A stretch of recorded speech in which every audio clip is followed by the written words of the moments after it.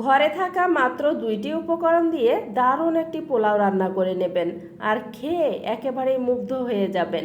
পরিবারে যাকে খাওয়াবেন সেই কিন্তু আপনাকে দ্বিতীয়বার রিকোয়েস্ট করবে। তো পোলাও রান্না করার জন্য আমি প্রথমে ফ্রাই প্যানে দিয়ে দিয়েছি 1 কাপ পরিমাণ তেল। ফোড়নের জন্য দিয়েছি আস্ত জিরা, তেজপাতা, দারচিনি, সাদা এলাচ। এখন দিয়েছি 1 কাপ পরিমাণ পেঁয়াজ কুচি।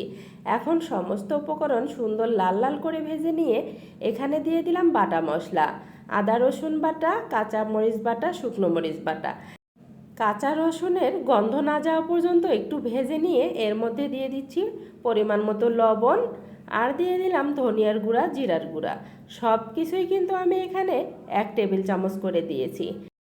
এখন তেলের সাথে মশলাগুলো 2-3 মিনিট ভেজে নিয়ে দিয়ে দিচ্ছি আগে থেকে সিদ্ধ করা ডিমগুলো আমি লবণ হলুদ দিয়ে ভেজে রেখেছিলাম। এখন মশলার সাথে একটু কষিয়ে নিতে হবে। এর মধ্যে আমি 7-8টি চিংড়ি মাছ দিয়ে দিলাম। এখন সুন্দর করে ভুনা করে নিতে হবে।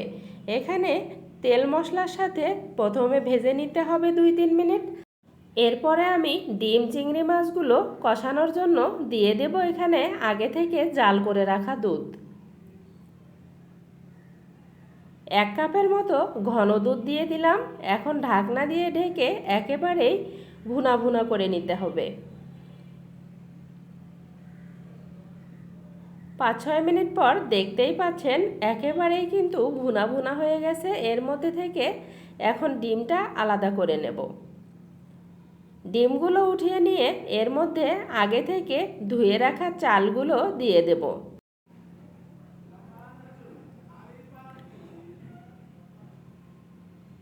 এই তো চালগুলো দিয়ে দিলাম। এখন কিন্তু এই ঘন গ্রেভিটার সাথে চালগুলো একেবারে ভাজা ভাজা করে নিতে হবে। এই পর্যায়ে চালগুলো যত ভালো ভাজতে পারবেন ততই কিন্তু পোলাওয়ের মধ্যে সুন্দর একটা ফ্লেভার অ্যাড হবে। এই তো চালগুলো ভাজা হয়ে গেছে। আমি এখন গরম পানি অ্যাড করে দিলাম। 2 কাপ চালের মধ্যে 4 কাপ পানি দিয়ে দিলাম। এতে করে একেবারেই ঝরঝরে হবে পোলাওগুলো।